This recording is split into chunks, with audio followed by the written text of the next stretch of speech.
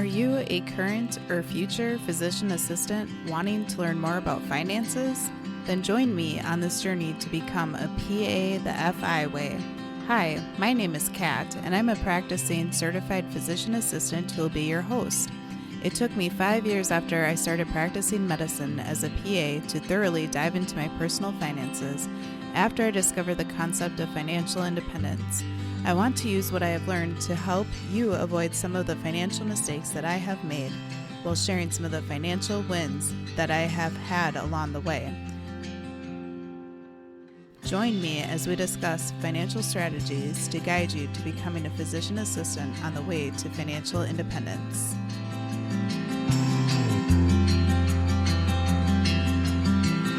I am so excited to dive into today's episode. But before we do so, a quick word from our sponsor. Deciding how and when to pay off student loans is not an easy decision for most. Many of you are feeling weighed down by your mortgage-sized student loans and are asking yourself, how did I get into this mess? Student loans contribute to stress and burnout for PAs, as well as other high-earning professionals. Many PAs, even with the best of intentions, unfortunately make poor financial decisions on their student loans. Look no further than studentloanadvice.com. For a few $100s, they will meet with you for about an hour. They'll go over your personal student loan situation and help you come up with a plan for optimizing your student loan management. Find out how much they can save you today at studentloanadvice.com/PAFI. And if you are interested in learning more, check out the PA the FI Way podcast, episode 42, where Andrew, one of the co-founders, joined me as a guest. Otherwise, head over to studentloanadvice.com/PAFI. Now back to the show.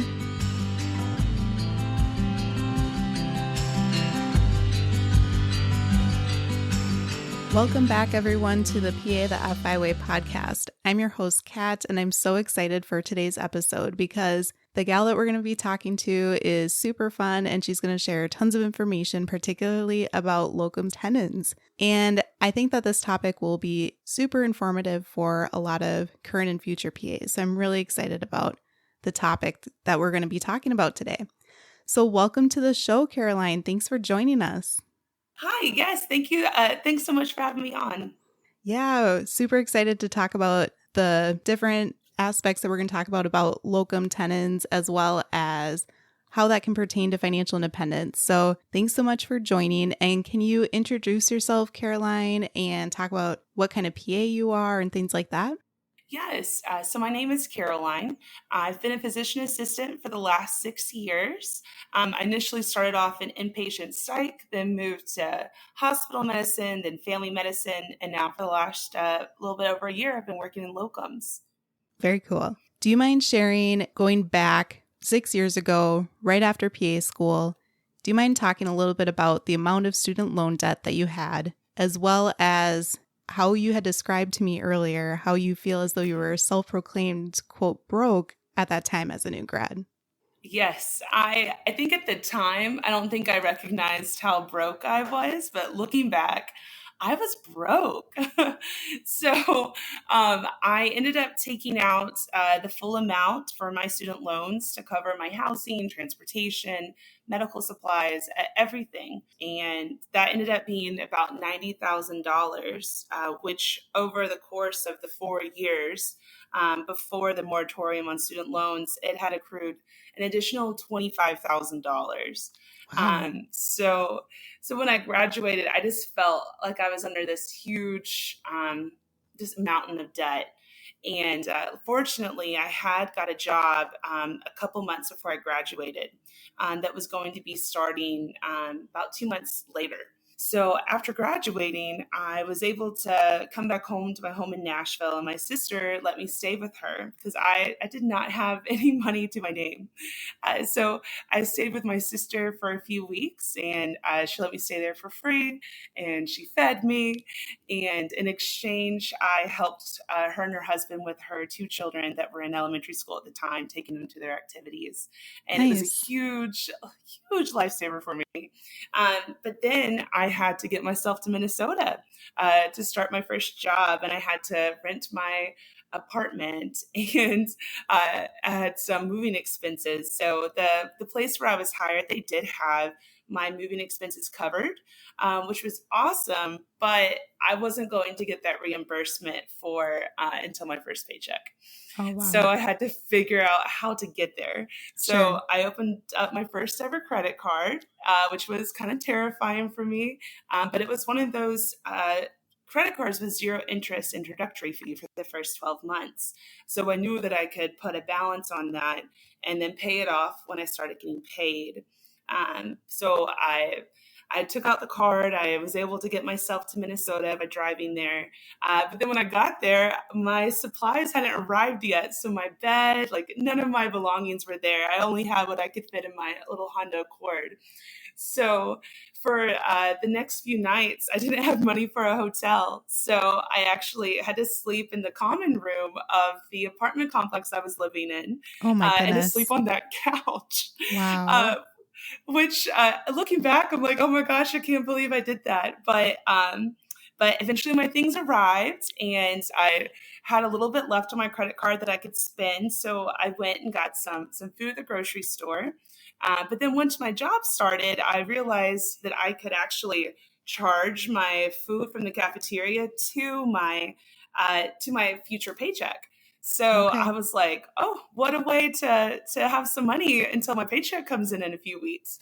So I ended up eating almost all of my meals in that cafeteria, including coming in on the weekends when I wasn't working, just so I could have enough food and make it for until that first paycheck dropped. Wow, that's an amazing story. Thanks so much for sharing that, Caroline. That sounds like it was a very challenging time for you, but it sounds like you were really scrappy and really figured it out. So I really commend you for that. Yes, I definitely did find ways, and my siblings had offered to help, but I was like, "No, I got this." And looking back, I probably should have just taken some help. But for when I've met some new grads, I always like to make sure that they know, like, if you're feeling broke, like you're not the only new grad who graduated and had no other source of income until that first job, that first paycheck hits. Certainly, certainly. That's great to try to at least think about for the future. Maybe if some of those PAs that are still in PA school have the means to do so, try to budget some extra money to help swing because it can be 2 months up to 3 months before you get credentialed. And that's if you even have a job lined up right away after PA school. So thanks for sharing that advice. And for those who aren't very familiar, could you share with us what locum tenens really is? Yeah, locum tenens is literally in Latin means in the place of. So it is a kind of a common name that physicians and APPs use for contract jobs. These contracts can be very variable. For instance, their duration, it could be a couple shifts a month. It could be just going and working for somewhere for 1 week, or you could be there up to a year. There's also different ways of looking at it as a temporary assignment. Like you're just maybe someone's on maternity leave and you're going and filling in for what until they come back. Or a lot of times they are what we call temp to perm positions. And that's when somebody may have left their former job and they're looking for somebody to fill that spot. And so they're just having a contract worker come in during that time. And if they like you, they might offer you that position permanently. And they also can be very variable as far as location. So some people like to do these assignments in their own city. Sometimes you can find those, especially in really large cities like New York. Some people just kind of go from place to place to place throughout their own city, or some people will go to another state. Or you can even go to another country sometimes, especially if you're doing some things kind of with the military. Awesome. Thanks for sharing that. So, where has your favorite state or place that you've been for a locums position been? So I ended up getting kind of, I wouldn't say stuck, but I've been in New York City since the about my fourth assignment, Sure. and I've just really enjoyed it here. The experience in New York has been so much fun. I've made new friends, and so I've just been finding various assignments within the city right now. Very cool. So, how did you get into working locums? Well, as many things of change have occurred to people these last couple of years, it started with the pandemic. Sure. I was working in a family medicine clinic in Nashville with just one other provider. And when the pandemic hit, our census just dropped dramatically, and there was not enough work for two people. So my boss let me know that she was worried about the ability for me to work that month, just because there was enough work for the both of us. And so that led me to kind of start thinking, well, what can I do to make some extra money during this time? And of course, everybody was watching what was going on in the pandemic and in New York City. And I thought that that would be an amazing opportunity to really be at the ground floor of all of this. So I took a job in New York for a COVID crisis assignment for the month. Wow, that's amazing. So what type of PA were you during that? What position or specialty did you work in with that crisis? So I was hired as a PA hospitalist, Okay. but when I arrived, it was very different. I was working in a field hospital in New York, and the field hospitals initially were thought to be, this is where we're going to put more and more patients as they accrue and they become very sick, and it was equipped for those people. But what the field hospitals really became in New York was just kind of a place for people who tested positive for COVID.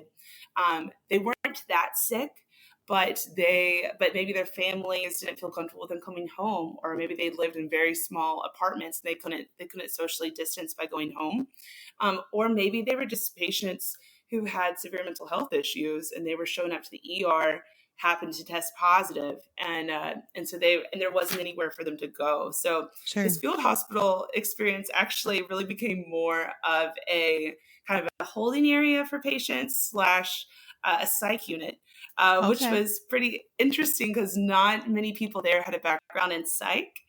So I was actually able to assist a lot with patients who were there for psychiatric complaints, and to assist with them until we were able to get them somewhere that was better fit for their needs. Okay. Awesome. So you've touched a little bit on this next question already, but what was your experience like working ground zero of the COVID pandemic? I can imagine that might have been a little scary for some or apprehensive for some, but it sounds like you really kind of took the opportunity to dive in and jump in to help out. Yes, it was exciting, but it was also scary. I mean, before I left, I actually had a girlfriend of mine is a lawyer that works in estates, and she helped me form a will, Wow. just in case. I mean, if you recall at the beginning of that, we really didn't know that much about COVID, and on the news, we just saw young, healthy people dying, and we didn't really know what was making them more likely to die of COVID than the next person. So and I also knew that I was going to have one mask, one N95 mask for a month. So it was, I mean, yeah, we did in a way put our lives on the line, and I was prepared for that in the sense that I was making sure everything was arranged. I even put things together in my bedroom for my roommate that I'm like, hey, in the event I don't make it, this is where you could find these things. Make sure my sister knows how to find this information for my bank accounts, all those kind of things. So yeah, in a way, I was very much prepping for the worst case scenario, but at the same time, I was very excited for the opportunity. And to be honest, I didn't think about the pay initially. It wasn't until the first paycheck hit that I was like, oh my gosh, like, because they were giving us hazard pay for how much was unsure at the time. And when I got home, I was able to put a large chunk into my student debt, and $9,000 just bam right there, and Wow. as well as able to create 3 months of savings, which I had not had before. That's amazing. Thanks for sharing your experience, Caroline. I think that's very brave of you to have gone ahead and jumped in. And, like you said, having to make those big life decisions at such a young age and prepping for the potential worst. So thanks for doing what you did. Yeah, no problem. And then it sounds like that you touched on that you have used your experience working locums to finish paying off your student loans. Could you share your student loan payback experience that you've had over the years?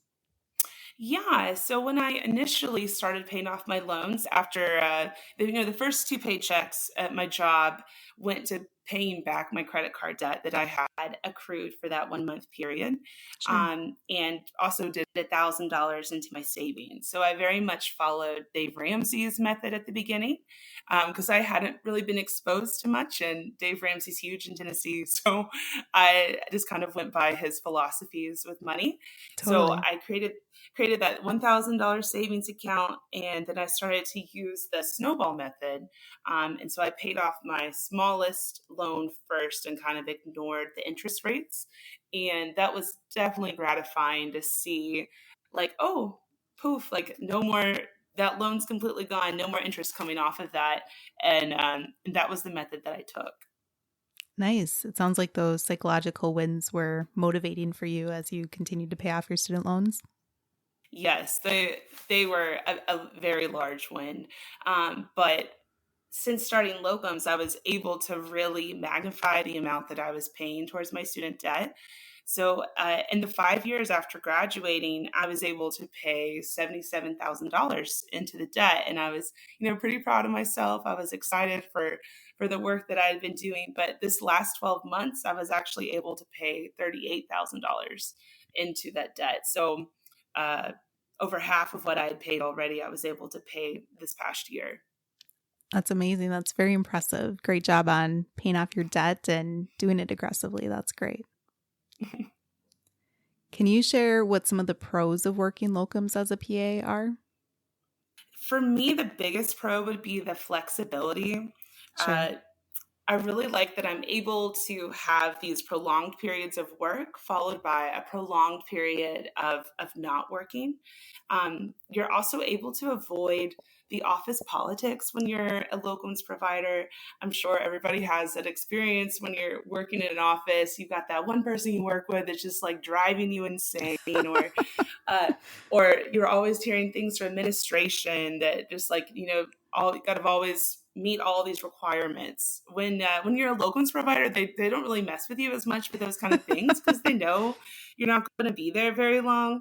And as far as the office gossip, people typically don't include you in on that gossip, and it's quite wonderful.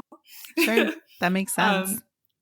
um, and there's also the ability to see new cities. Like I had visited New York City before with my sister, but being up here has been so fun, and it's like getting to really take advantage of this amazing city. And I also did an assignment in Atlanta outside of Atlanta, and I really enjoyed getting to do that and interacting with the people there.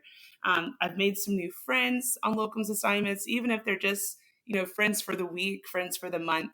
Uh, those have been some really enriching experiences. And actually, one of the friends I made through my locums work, she and I are going on a medical mission trip to Pakistan this summer. So these friends have gotten quite close to it, which has been very enriching. And of course, the money is excellent too. The money does tend to be higher than staff pay because they are paying you for the inconvenience of taking up your life and going to another city. Sure.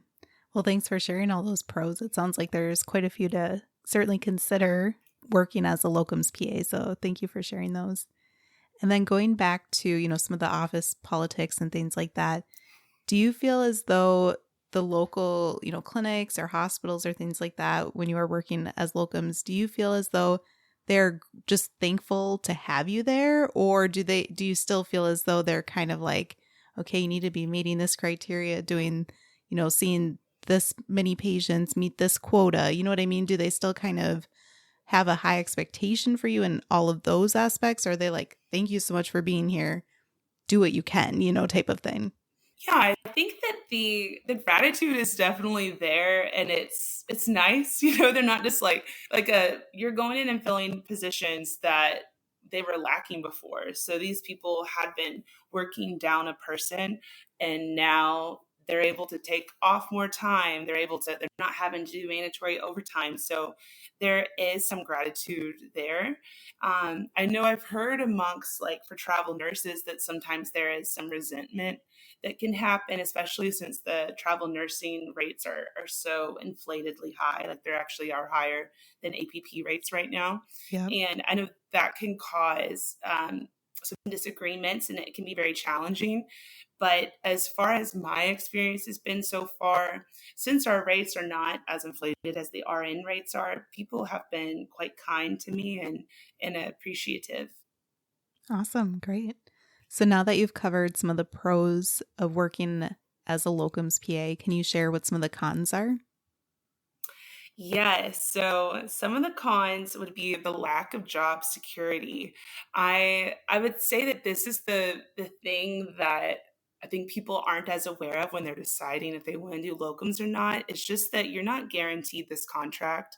It can be in writing. It can be like, hey, your day is supposed to start that day. But at the end of the day, if the place you're going doesn't need you that day, you're not going to start your assignment. That means that some people can lose money. They might go to the city, maybe their recruiter said, hey, you're going to start November 1st. And they get there November 1st, ready to go. And then they're like, oh, actually, you're not going to start till November 12th. So then they're stuck with a decision of, well, shoot, I already paid for this Airbnb. What can I do? Sure. Which is why utilizing hotels can kind of help with those situations. But other times you get to an assignment. This happened to me recently. I got to an assignment and I thought I was going to be there for a month. And on the second day, they were like, hey, we're actually only going to use you for the next 12 days. And I was like, oh, okay. I didn't realize that they were cutting the contract short. So it it's not something that is good if you are really tight on money. Then you'd want to make sure you have a little bit of savings, some wiggle room in case a contract does fall through. Another con I would say is that it can be kind of complicated at first, especially if you're doing 1099 work, because if you are doing 1099, then that would lead you to likely want to create your own business entity. You have to start learning taxes that you had never understood before, trying to find an accountant to help you with those kind of things, setting up payroll, all those things were just so foreign to me, and I had no background in it, and it was quite overwhelming to set that up. So just a huge learning curve. And then being away from home obviously is hard. I'm personally am single, and I think it makes things a little bit easier on some fronts, but not to say that people in relationships can't do this locums work. I've definitely met people on assignment who are in relationships who are thriving in the locums community, but it is just tricky being away from home, being away from your own bed, your own apartment. It's the weather, leaving the Tennessee weather, coming up to New York recently was challenging. I was really enjoying myself in Tennessee, and sometimes it can be hard to kind of uproot yourself when you have a flow. And the biggest con to me is I can't have a pet. I want to have a dog so bad, Sure. but having a dog and doing this on my own, I can't have a dog to come up here, work a 12.5 hour shift.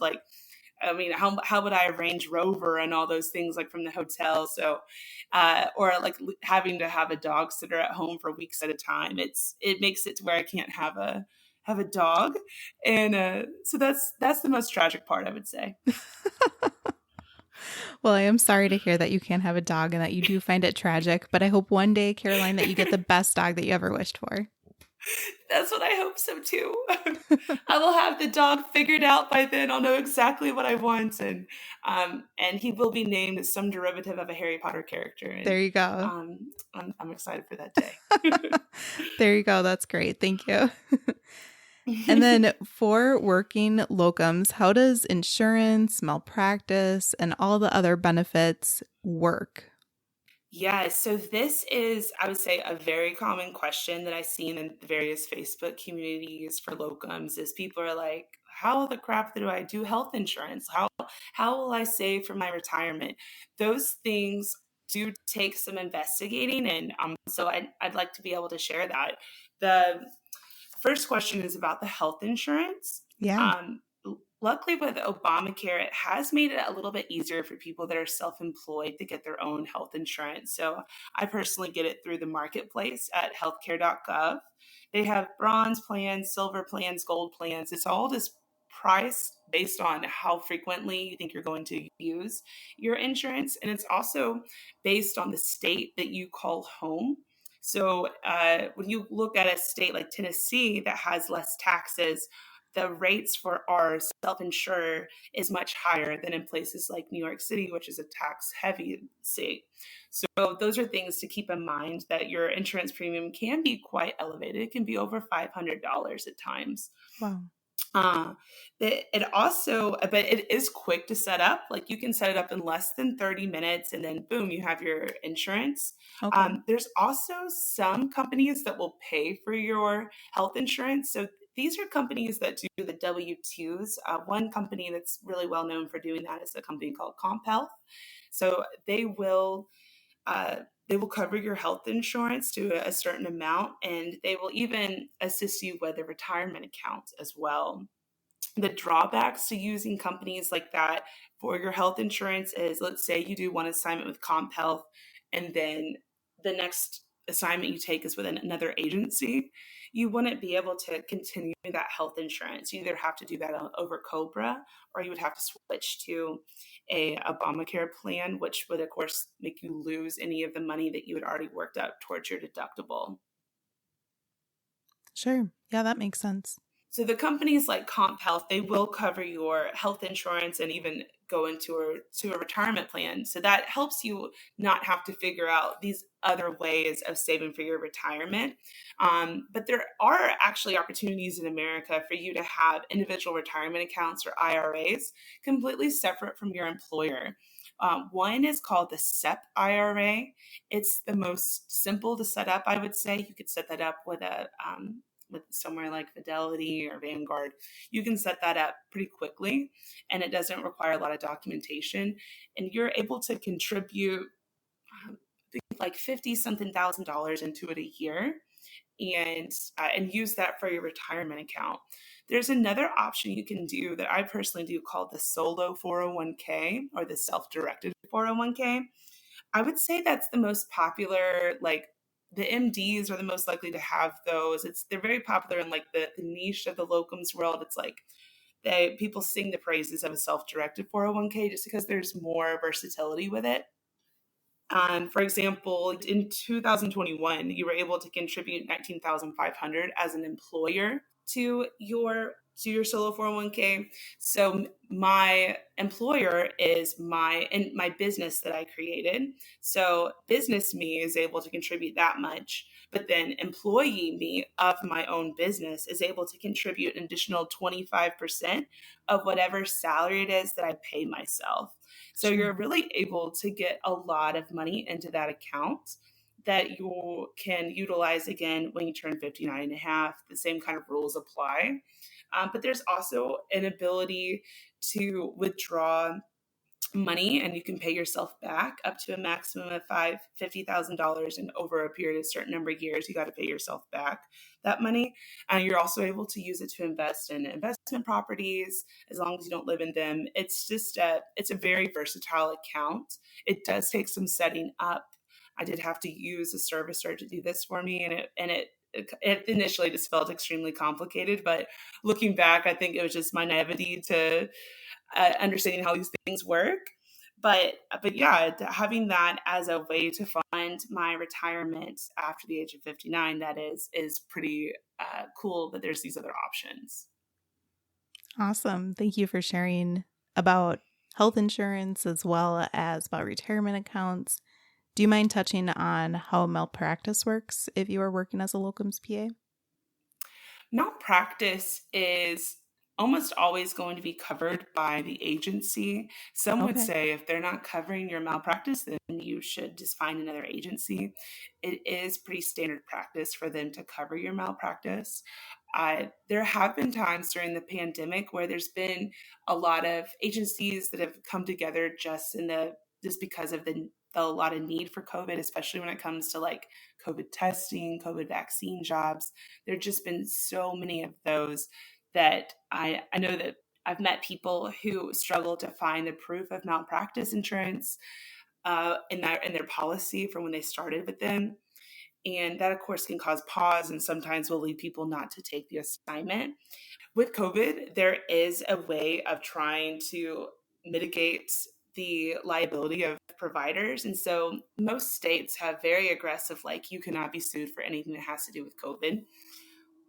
But people, of course, still are just nervous about that. I mean, you might have seen even like with COVID testing going up too far in the nose and like causing problems. Like anything can happen. Sure. So for me, I actually just have my own malpractice policy that I renew each year, just to have that extra peace of mind that, hey, maybe I can't find it obviously with this assignment, but I do have malpractice under my name and also under my business entity.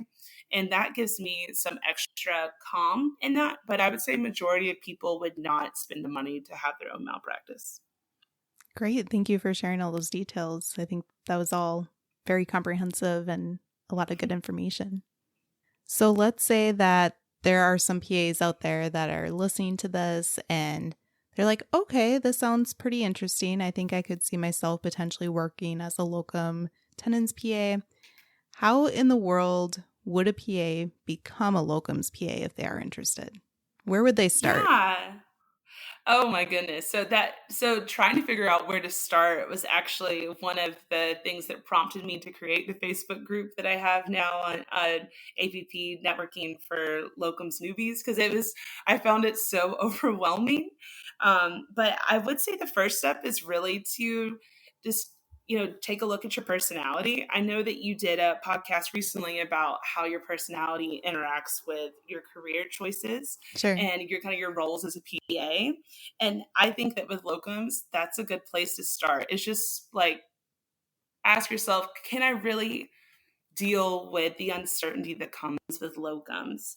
For example, if you're someone who tends to be a little bit more rigid, perhaps you're that person that's always quoting, well, on Up to Date, it says this.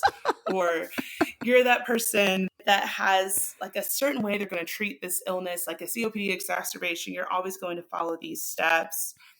Or maybe you're that person that feels compelled to fix inefficiencies around you. This job would drive you crazy. I feel personally attacked, Caroline. I think you listed like every one of my qualities, so that's funny. Thank you for that. The reason I bring it up, That's great. The reason I bring those points up is just that I have come across people during locums, and I see it, and I see their struggle and their emotional turmoil when it comes to them having to repress these things. Because I think that before I did locums, I kind of had this idea that the hospitals are all very similar. So, where I worked as a hospitalist in Nashville, I just assumed that that's how every hospital was.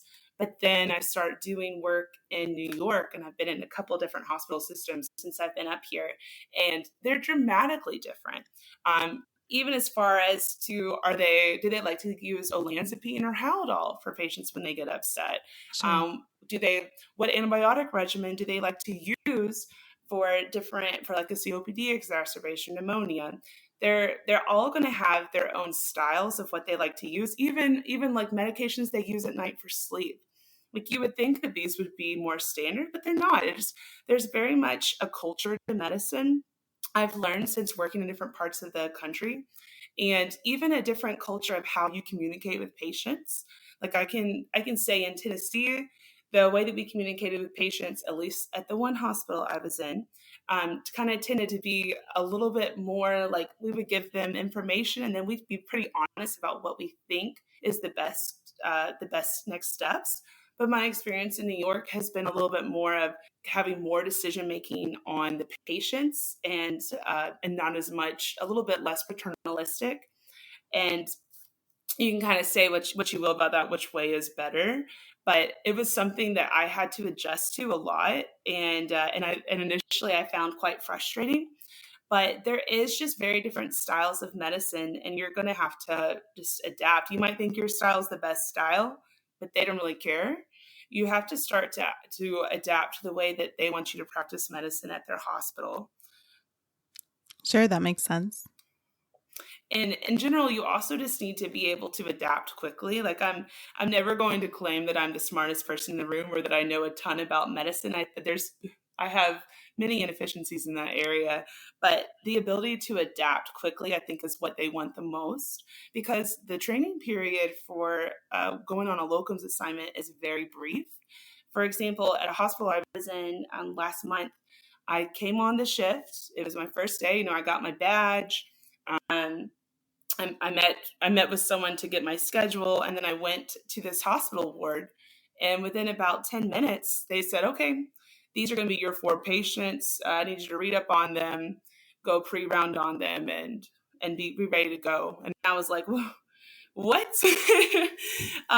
So there actually wasn't even a training period, and so some of Wow. the PAs that I was working with at that assignment, I'd actually showed one of them how to do a discharge summary, how to use Epic. Like, some of them had never even used the EMR system that we were using there. So, and that person that I met, he was very good at adapting. Like, I mean, he hadn't worked with this hospital with this system, but I mean, he picked it up. So it's very much a adapt extremely quickly.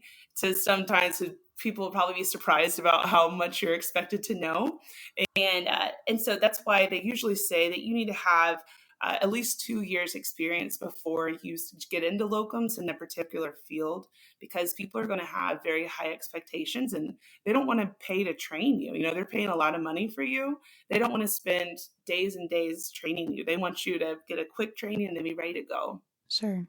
So if there's a PA out there and is like, okay, I'm ready to jump into locums, what do you feel like is a good first place to start? Would they just start kind of researching companies, or how do you think that they should kind of go about that? The first steps they can make after they have, done a thorough psychoanalysis on themselves and have discovered that they do believe that even if they are rigid, they think that this could be a chance for them to grow as humans, and kind of enjoy this, forced adaptability, which is, I think, always excellent to do too. I think challenging yourself is great. Sure. I would say that the next thing to do is to look at licensing. So for me, I went to New York and I loved the locums experience. So I came back to my job in Nashville, and I decided after that trip that I did want to eventually go back into locums. So for the next several months, I just prepared myself to go into locums. So I kept my job. I kept doing my normal work hours, so that I could have some money in my savings account to make sure that in case things didn't work out, that I had other options, that I could find a new job. All those things, I think, is what you need to make sure you can do first. So I did end up getting several state licenses, which is a process. I'm sure that you recall how difficult it was to get your own state license. It is no easier for any of the other states. They all have different time frames, different cost. Some they only communicate over email, some only phone. It was exhausting. Like, I spent several months just applying for licenses. And what I did is I actually got them all at the same time, because each time you get a license, you then have to, let's say you get a license in New York. The license comes through, you have your New York license. Then a couple months later, you get your license in California. Well, California is going to want to know all of your current state licenses, whether they're active, inactive, and they're going to want proof from the licensing boards that you're in good standing. Sure. So then you apply to California and you have to send over proof of New York, the one you just got, and Tennessee, the one you already had, not to mention the one in Minnesota, which is inactive for me. So it's very time consuming. So if you're going to get more than one license, just get it all at the same time. So for me, I actually applied for 4 additional state licenses all at once. That way, I didn't have to report each of those to the other companies, the other states, because they didn't exist yet. So Sure. I just had to have the one I currently had and my inactive one in Minnesota for each of those. And that's how you send over the proof of your current good standing licenses. And then over the next few months, they've just kind of trickled in as they were complete. Okay. They do cost between, some are as cheap as $50. Pennsylvania actually has the cheapest license in America. That's why I made that as one of my licenses. And then some of them can go as high as $500, $600. So Wow. these licenses, they do cost a fair amount, but when you're a new grad, that money does sound like a lot. But after you've been practicing for a while, spending that money on a license, knowing that it is an investment, you can then go on assignments there, it's not too bad. There are other ways to get these licenses paid for. Like I know some people that live and die by the getting a locums company to cover that license for you, and they'll assist you with getting that license, and they'll pay for it for you. And some people just love the ease of that.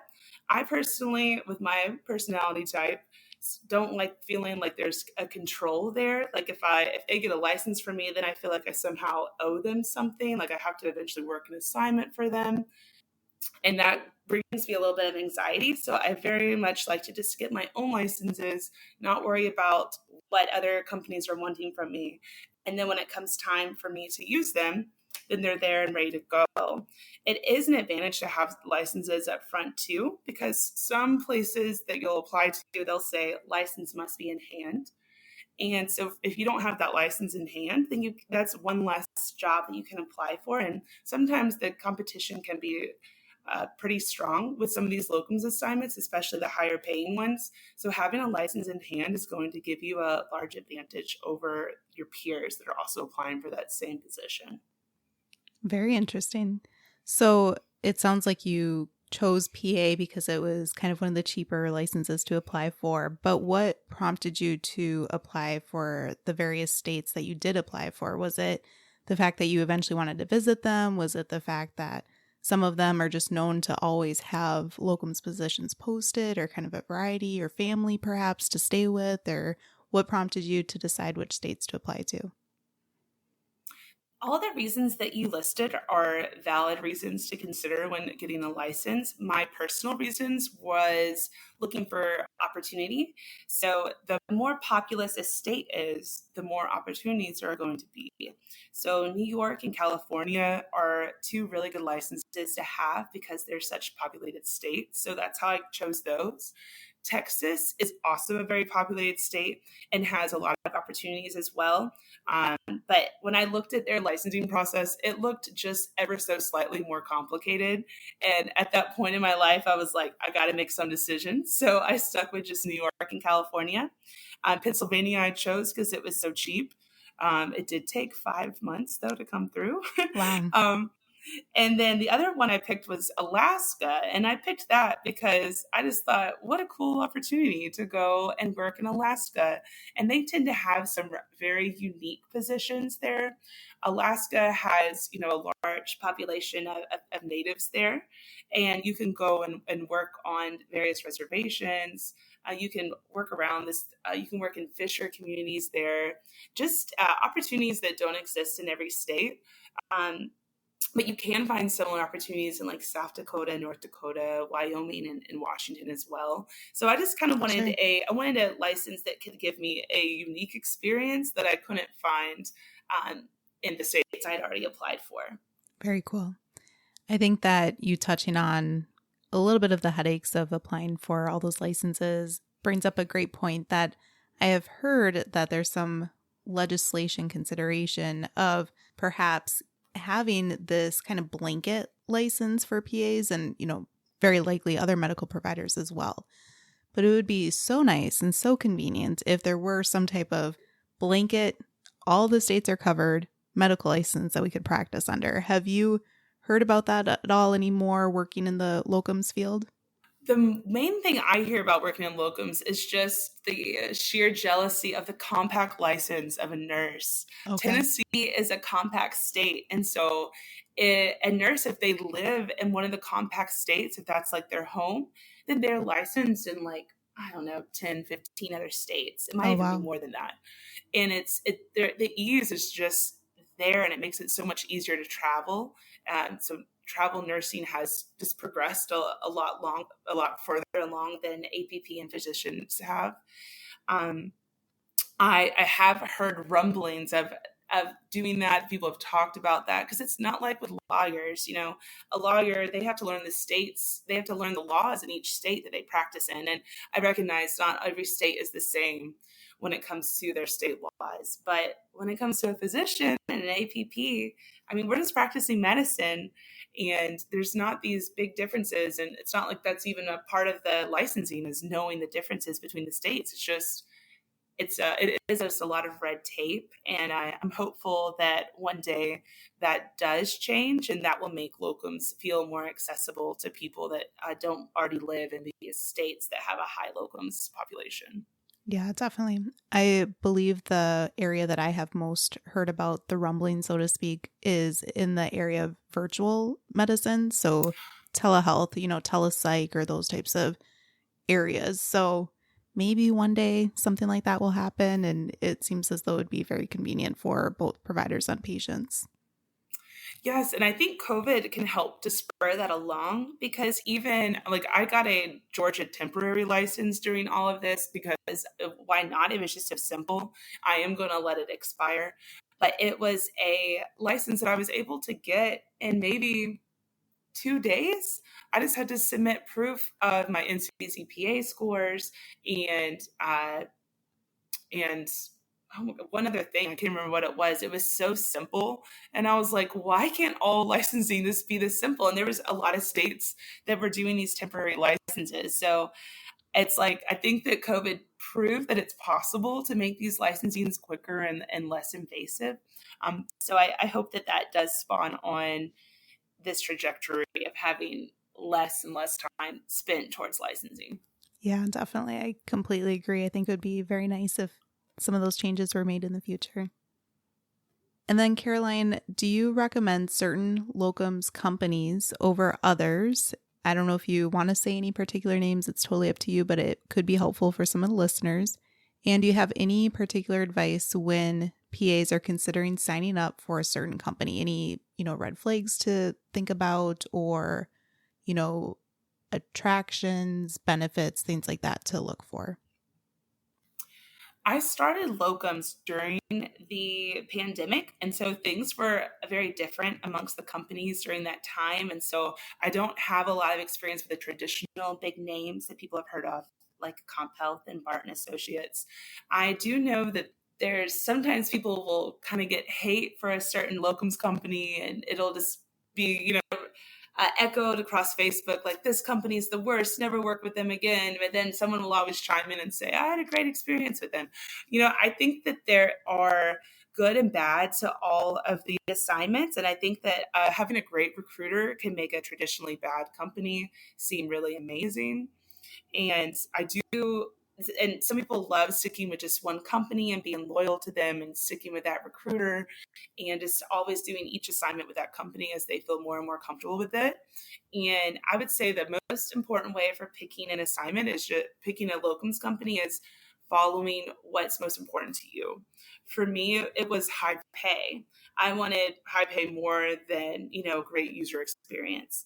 So I just focused on finding companies that were focused on pandemic and crisis pay. And that led me to 4 different companies over the last year, 2 of which are no longer even companies anymore. They just kind of came during the pandemic. They were utilized during that time, and then they got their money and disbanded. Interesting. And then others will pick a company based on the pay structure. So some people love that W-2. They like the ease of having a W-2 job. It is less complicated. You don't have to track your business expenses. Other people love the 1099 because it can ultimately lead to making more money overall. For me, I pick also based on, are they 1099 or not? I definitely prefer a 1099 position. I will say a mistake I made when I was first starting off in locums was I signed up for all the different companies, filled out all of their packets that took probably an hour for each one. And then you have to put in all of your references, and, all your friends are getting contacted by them, and they're having to, they'll get a call after call about echoing what the references is for. So that's what I did initially. And then I haven't worked any assignments with literally any of those companies I signed up for. So I think that it is, what's best to do is just not sign up. You can look at the jobs. They kind of make it look like when you sign on, when you go to their website, it makes it look like you can't look at the jobs unless if you have an account with them, but it's not true. It just involves a little more clicking. But I would say look at the jobs, and if there's one there that you're like, this is my dream job, this is exactly what I'm looking for, then talk to the recruiter, get some more details, find out what the rate is. And then if that's like, yes, this is what I want, then go through the rigmarole of filling out all that paperwork. But save yourself the hassle and don't fill out paperwork for every single company, because you probably will never do an assignment with them. That makes total sense. Thank you for sharing that. And we've been talking about so many different things to consider for locums tenens work, for PAs, and we've touched a little bit on 1099, but I think that we're going to end the first week of this podcast series at this point and then come back next week and talk about all the other things we're going to talk about. We're going to dive more into talking about 1099 work, as well as some more questions for Caroline about locums work. So I'm really looking forward to next week's episode as well. Thank you so much for sharing your knowledge today, Caroline. I really appreciate it.